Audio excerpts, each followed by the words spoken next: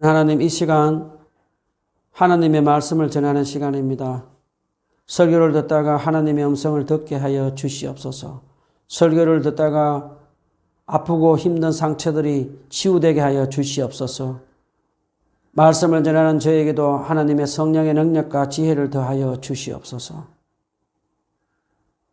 예수님의 이름으로 기도합니다. 레위를 부르시는 예수님이라는 설교 제목으로 본문 마가복음 2장 13절에서 17절 말씀을 가지고 은혜를 나누도록 하겠습니다. 느리게 느리기라는 책에서 나오는 글입니다. 미국 하버드 대학교에서 하버드 대학생 1,500명 대상으로 설문조사를 했다고 합니다. 첫 번째 질문은 전공을 선택하는 이유를 물었습니다. 1,225명은 돈을 벌기 위해서라고 대답을 했습니다.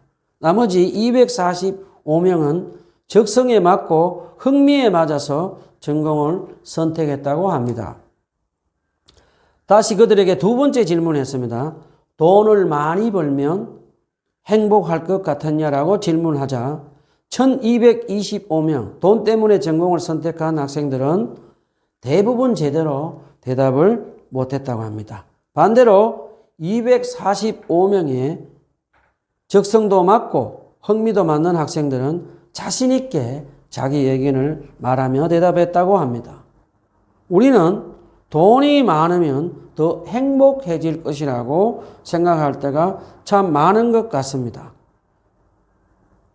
생계를 유지하는 것 자체가 힘들 정도로 가난할 때는 돈이 행복과 기쁨을 주지만 일단 먹고 사는 문제가 해결되면 수입이 아무리 늘어나도 그로 인해 행복감이 더 커지지 않는 것을 우리는 잊고 살 때가 많은 것 같습니다.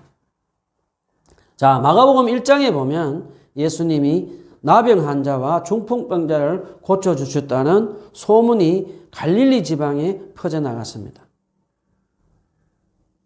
예수님은 새벽에 혼자서 바닷가에 나가서 하나님 아버지께 기도하면서 조용한 시간을 혼자 보내고 계셨습니다.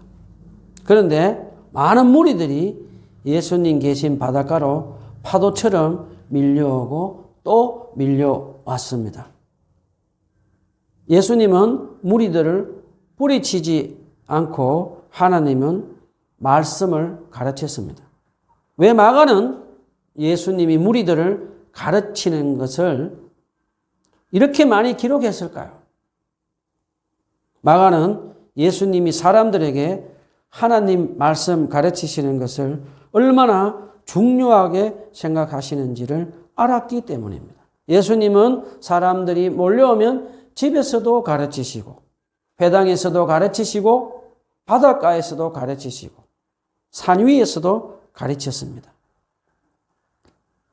미국에 사는 유대인들은 애들이 어렸을 때부터 아버지가 집에서 구약 성경을 가르치고 안식일 날은 회당에서 랍비들에게 성경을 배웠다고 합니다.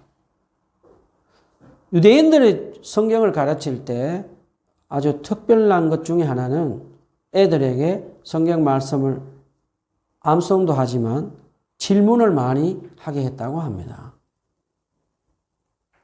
그러면서 질문을 많이 하게 하면서 가르친다고 합니다. 그런 유대인들 학생들은 학교에 가서도 선생님들에게 많은 질문을 하면서 창조적으로 변해갔다고 합니다.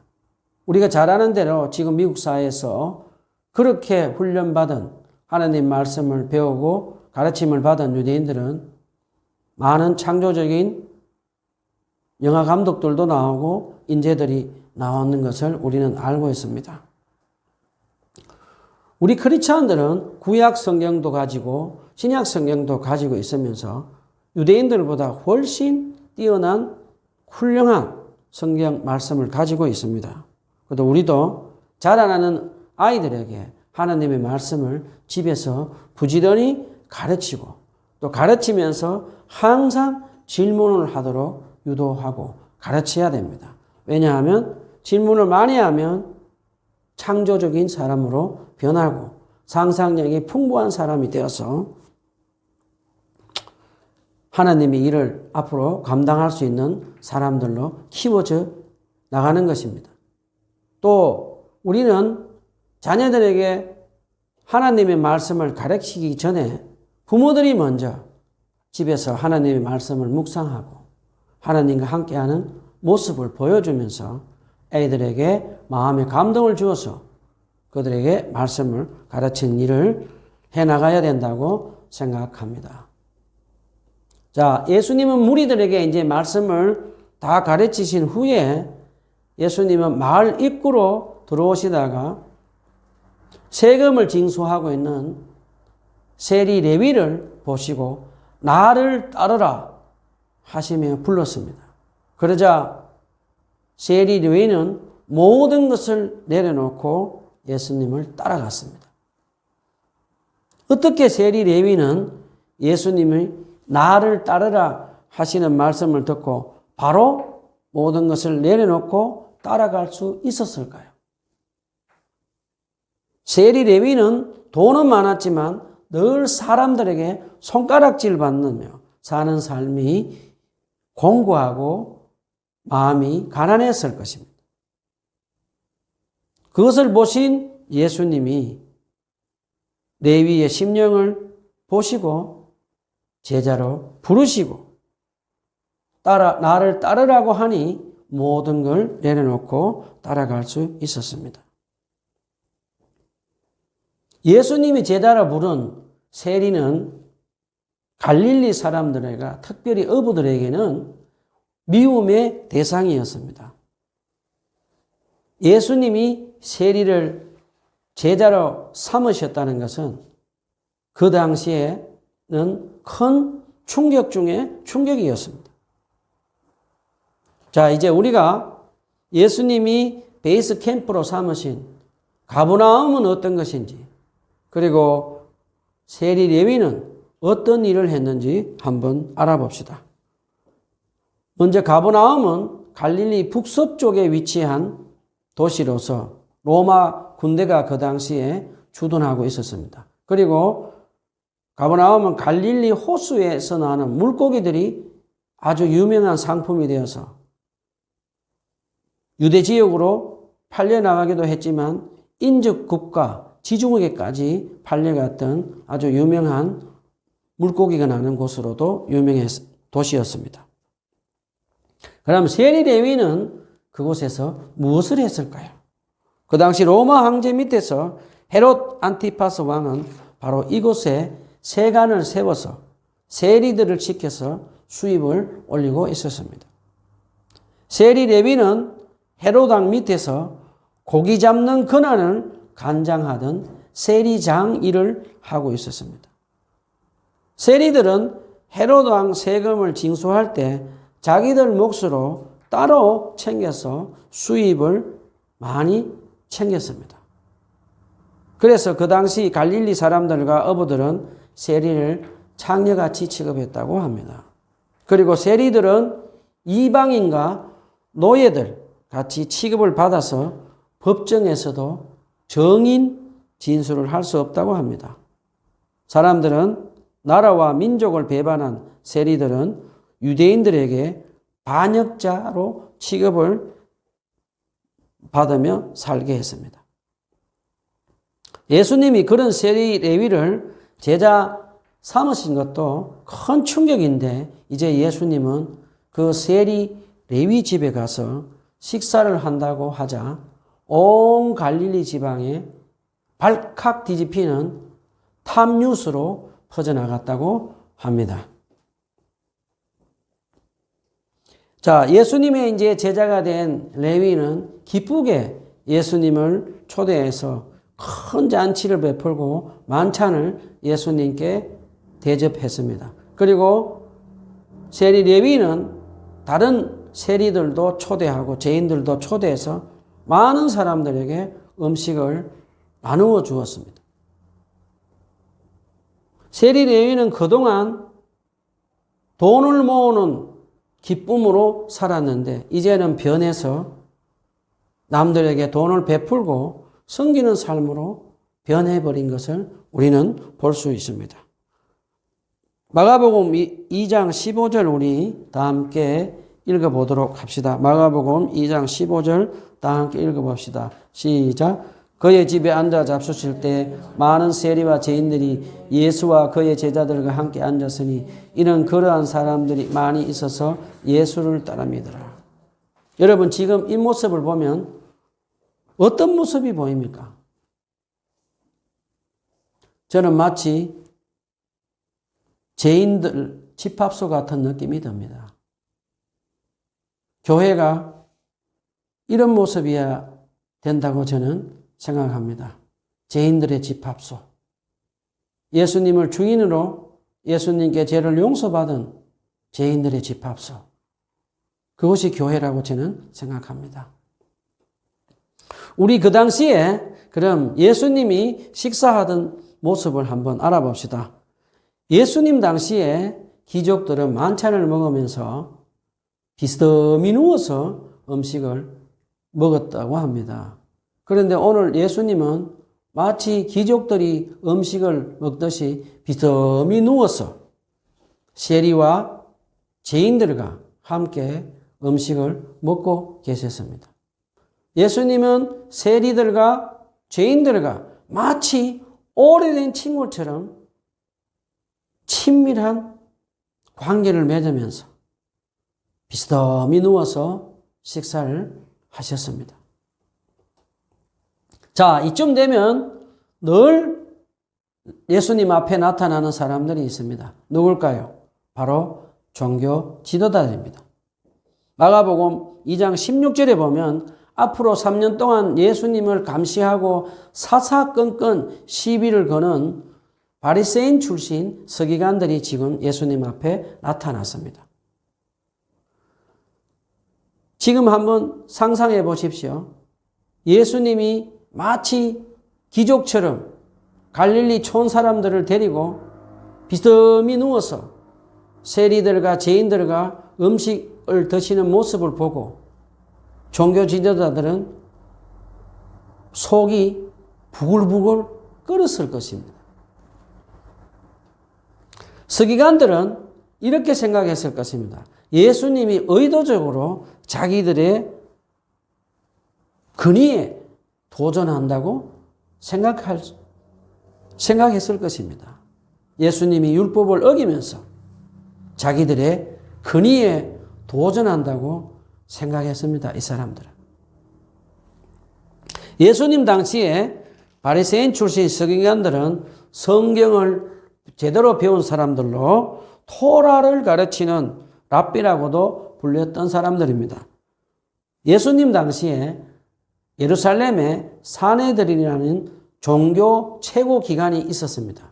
그곳에서 바리새인 출신 서기관들은 다수를 차지하고 있었습니다. 예루살렘에 그 당시에 16,000명의 종교 지도자들이 있었는데 바리새인 출신 서기관들은 6,000명이나 되었던 다수를 차지했던 그런 그룹의 멤버였습니다. 이들에게 특별히 가진 권한이 있었는데 요즘 말로 하면 검사들처럼 사법권을 가지고 있었습니다. 그들이 이제 예수님께 찾아왔다는 것은 사법권을 가지고 예수님을 조사하러 나왔다고 생각이 듭니다. 그리고 이들이 이제는 예수님이 자기들의 기득권을 위협하는 위험한 존재라고 그들은 생각하고 있었습니다. 자, 예수님이 서기관들과 함께, 죄인들과 식사하는 것을 보고 그들은 이렇게 말을 합니다. 어찌하여 세리미 죄인들과 함께 먹는가? 그 소리를 들으신 예수님은 이렇게 말씀하십니다. 마가복음 2장 17절 우리 한 목소리로 다 같이 읽읍시다. 마가복음 2장 17절입니다. 예수께서 들으시고 그들에게 이르시되 건강한 자에게는 의사가 설대없고 병든 자에게라야 설대있느니라. 나는 의인을 부르러 온 것이 아니요 죄인을 부르러 왔노라 하시니라. 자, 우리 여기서 사람을 바라보는 바리새인 출신 서기관들의 눈과 예수님의 눈은 무엇이 다른지 우리 한번 알아봅시다.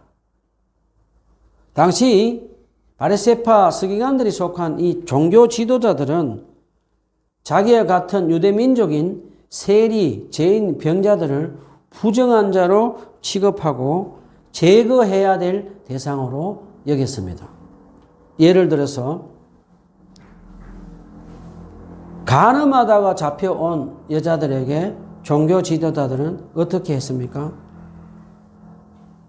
돌로 쳐 죽이라고 했습니다. 그런데 예수님은 어떻게 했습니까?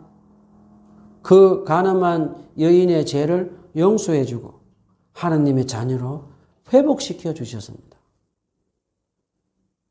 모세 율법에는 병이 든 사람들은 병을 예방하는 차원에서 격리를 시켰습니다. 그런데 그 당시 종교 지도자들은 세월이 흐르면서 미시나와 탈무드 같은 곳에서 이 법을 더욱더 강화시켜 버렸습니다. 종교 지도자들은 병이 든 사람들은 부정한 자로 취급했습니다. 병이 든 사람들은 죄를 지었기 때문에 죄값을 받아야 한다고 하면서 무서운 정결법으로 일생 동안 병자들을 갇혀 살게 만들어 버렸습니다. 그러나 예수님은 정결법을 어기고 나병 환자 손을 만지고 나병 환자 손을 만지면서 깨끗하게 나병을 고쳐 주셨습니다. 예수님은 정결법을 어기고 중풍병자 병도 고쳐주시고 그의 죄들도 용서해 주시면서 하나님의 아들로 회복시켜 주셨습니다.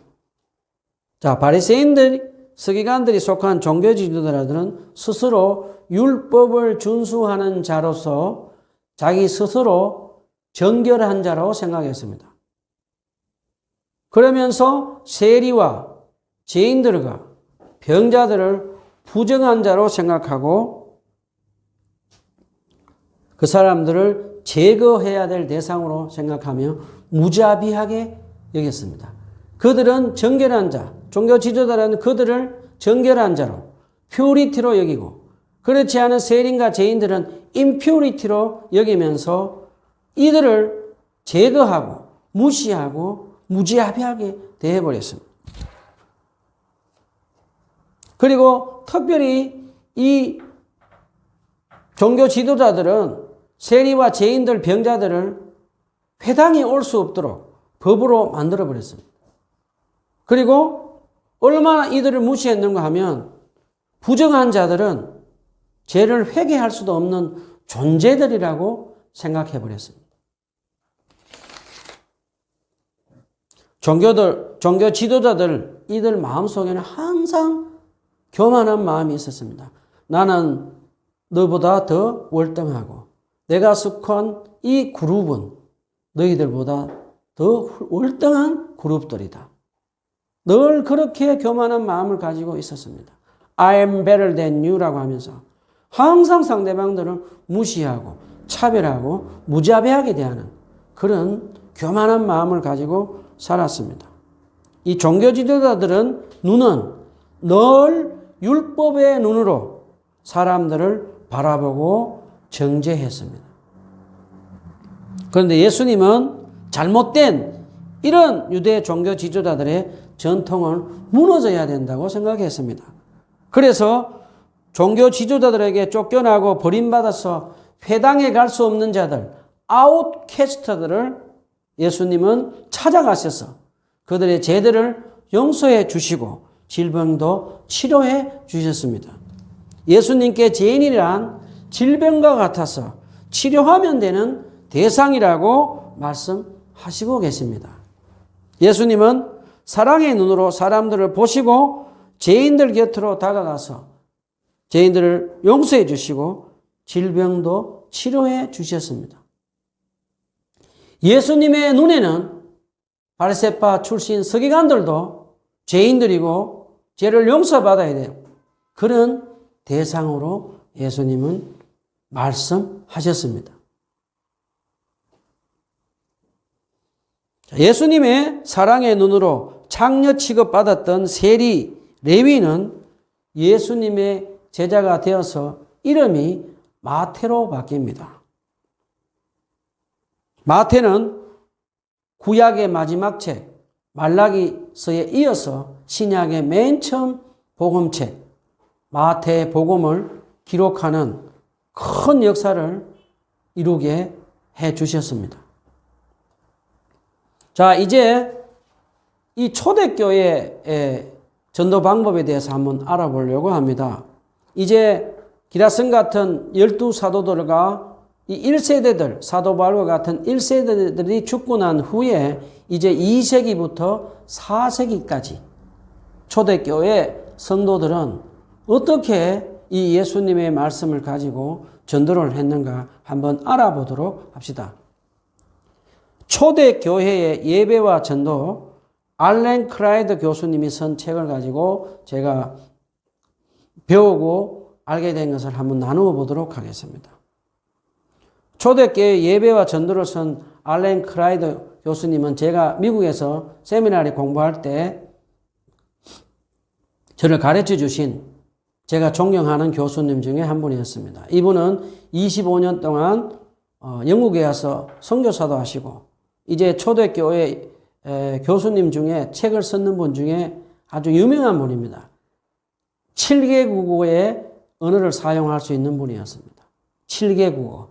초대교회 역사를 공부를 하려면 7개 국어를 할 줄 알아야만 할 수 있다고 할 정도로 아주 유능한 분이시고 아주 검소하게 그리고 저를 참 아껴주셨던 분 중에 한 분입니다.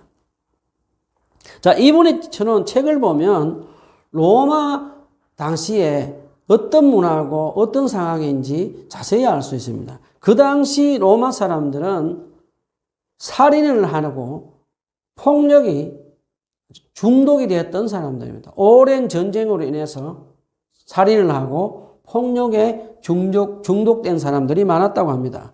그리고 오랜 동안 남편들이 군대를 가서 집을 비우자 많은 여자들이 예인들을 가지고 있었고 성적으로 아주 문란했다고 합니다. 그리고 로마 황제들도 보면 아주 성적으로 문란했고 게이들 그런 동성애하는 사람들도 많이 있었다고 합니다. 그 다음에 로마 사람들의 문화 중에 주술이 아주 흥행했다고 합니다. 조상신들에게 제사를 지내고 우상을 숭배하는 것들도 많이 있었다고 합니다. 그 다음에 또 이 로마 문화 중에 그때 하나 특이한 것은 외국인들을 무시했다고 합니다. 특별히 노예로 잡혀온 사람들은 아주 무시하고 차별하는 그런 문화가 있었다고 합니다. 그리고 이 세리 마태처럼 재산을 늘리고 돈을 사랑하는 사람들이 굉장히 많았다고 합니다. 자, 이런 사람들에게 초대교회 성도들은 직장에서 이웃 사람들에게 다가가기 시작했습니다. 다가가서 이들의 슬픈 일이 생기고 힘든 일이 생기면 아무 말 없이 그들에게 도움을 주고 그들이 어려운 일이 당하면 말도 들어주고 하면서 특별히 여자분들이 많이 전도를 했다고 합니다. 그러면 초대교회 성도들은 오랜 시간을 두고 직장에서 이웃 사람들에게 어렵고 힘든 일을 당한 사람들에게 다가가서 오랜 세월 동안 친구처럼 지내면서 친구 관계를 맺는다고 합니다. 그러면서 그 사람들이 질문을 하기 시작했다고 합니다. 당신 뭐 하는 사람입니까? 아, 나는 크리스찬입니다. 크리스찬이 뭡니까? 자, 예수님을 믿는 사람들입니다. 그러면서 복음을 서서히 증거하면서 그들에게 예수님을 믿고 구원받고 예수님과 함께 살도록 해줬다고 합니다. 믿지 않는 사람들이 볼 때 초대교회 크리스찬들은 어떤 사람의 모습이었는가 하면 아주 우리와 다른 뭔가 다른 영적인 매력을 풍기는 사람들이다.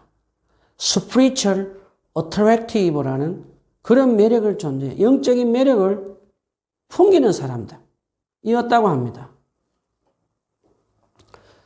자, 제가 그래서 또 한 번 책을 읽으면서 곰곰이 공부를 해보니까 초대교회 당시에 초대교회는 여자분들이 주축을 이뤘고 여자분들이 주로 전도를 했다고 합니다. 초대교회 당시에 여성분들의 최고의 관심은 무엇이었을까라고 보니까 그때 당시에 초대교회 크리스찬들 여성분들의 최고의 관심사는 남편의 구원 문제였습니다. 자, 그러면 이 사람들은 어떻게 남편을 세례를 받고 예수님을 믿고 예수님과 함께 살도록 했을까? 이들은 오랜 세월 동안 눈물과 기도로 그리고 이 남편을 예수님을 믿지 않는다고 무시하는 말과 차별하는 행동과 말을 하지 않았다고 합니다. 오히려 그들은 정숙하고 헌신된 삶을 살면서 남편들의 마음을 움직여서 남편들이 세례를 받고 예수님을 믿고 예수님과 함께 살도록 해 주었다고 합니다. 자, 우리 한번 스스로에게 질문을 해 봅시다. 우리가 지금 믿지 않는 남편, 아들, 자식들, 그리고 우리 주위에 있는 사람들을 우리가 그들을 예수님을 믿지 않는다고 무시하고 차별하고 그런 말과 행동을 하지 않는지 한번 스스로에게 물어봅시다. 신앙생활 오래 하다 보면 한 가지 이상한 병이 생깁니다. 바리새인들처럼 되어버립니다. 우리들끼리 잘 믿는 예수님은 잘 믿는 우리들끼리만 있고 싶어하고 우리들끼리 만나고 싶어하는 그런 병이 생깁니다. 그럼 믿지 않는 아직 예수님을 믿지 않는 세상 사람들은 그러면 어떻게 구원받을 수 있습니까? 초대교회 성도들은 돈에 중독되고 폭력에 중독되고 사람들을 무시하는 그런 사람들, 우상 숭배하는 사람들, 그들에게 다가갔습니다. 다가가서 친구처럼 되어서 그들이 어렵고 힘들 때 도와주고 그들의 마음이 감동시켜서 그들이 예수님을 믿고 교회에 찾아와서 세례를 받고 예수님을 믿고 예수님과 함께 살도록 도와주는 역할을 했습니다. 우리는 믿지 않는 사람들, 세상 사람들에게 우리 스스로, 나 자신은 어떤 모습으로 비춰지고 있을까요? 정말 자기들과 다르고 자기들에게 다른 삶을 살면서 사랑의 눈으로 그들에게 말을 하고 그들에게 행동하는지 영적인 매력이 그들에게 풍겨지는지 우리 스스로에게 한번 질문해 봅시다. 나는 바리새인의 눈을 가지고 세상 사람들을 율법으로 정죄하고 있는가? 아니면 예수님의 눈을 가지고 사랑으로 그들을 바라보고 그들에게 다가가는가? 우리 한번 스스로 질문해보는 그런 귀한 시간이 되었으면 좋겠습니다. 기도합시다. 살아계신 주님, 나는 죄인을 부르러 왔노라. 예수님의 말씀하셨습니다. 사랑의 눈을 가지고 아직도 마음이 공고하고 마음이 가난한 사람들, 세상에 있는 많은 사람들에게 죄인을 부르러 오신 그 예수님을 눈과 마음을 가지고 그들에게 다가가서 죄인을 부르러 오시고 죄를 용서해 주러 오신 그 예수님을 소개하는 예수님의 손과 발이 되는 저희들 되게 하여 주시옵소서. 그래서 많은 사람들이 예수님을 믿고 구원받고 예수님과 영원히 함께 살아가는 기쁜 소식을 전하는 저희들 되게 하옵소서. 예수님의 이름으로 기도합니다.